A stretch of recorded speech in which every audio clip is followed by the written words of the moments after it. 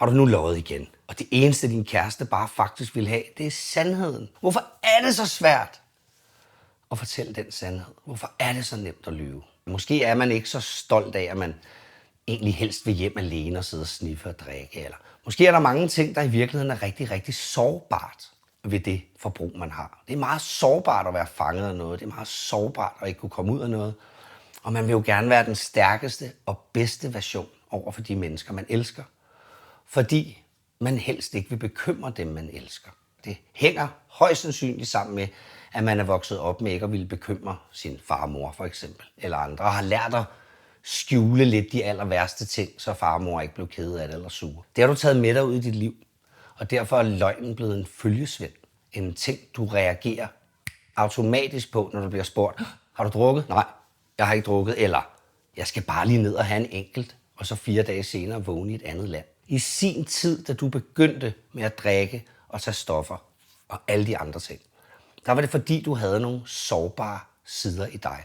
Det kunne være, jeg er helt alene, fordi jeg føler mig lidt nørdet, jeg kan godt lide computer og alle de andre ude at feste. Eller jeg ved ikke, hvordan man snakker med en pige eller en dreng eller en person. Og der fikser det her problem, alkohol, coke og andre ting, det fikser faktisk den sårbarhed for en tid. Så i et stykke tid, der er du nærmest bekymringsløs, fordi du ved med sikkerhed, at lige her, der kan jeg være den supermand eller superkvinde, jeg altid har drømt om. Men at skulle vågne dagen efter og være den modsatte og skulle fortælle folk, hvorfor du er der, det er for sårbart. Og derfor lyver du også over for dem, du elsker, fordi du vil passe på dem. Så løgnen, som er en følgesvend i al form for misbrug, er en naturlig reaktion, som der skal arbejdes med. Og det er du nødt til at kommunikere til dem, du gerne vil have hjælp af. Det er, jeg kommer nok til at lyve, men jeg lover at komme senere og fortælle sandheden.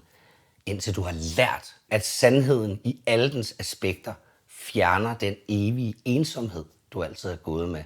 Og troede, du skulle lyve dig til at komme ud af, hvor løsningen var det modsatte. Sandheden gjorde du pludselig føle fællesskabet, men den skal du øve dig i at praktisere.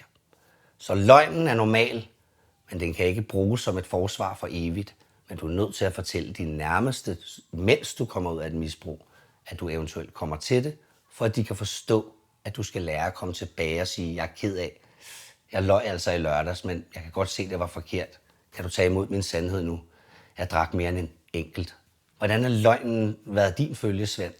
Kan du genkende det her mønster, eller synes du, jeg mangler noget om den løgn, jeg lige har fortalt om her? Så skriv i vores kommentarfelt, eller send os en mail, eller hvad du nu har lyst til. Vi er åbne for dig hos Sobrio. Og det er ikke løgn.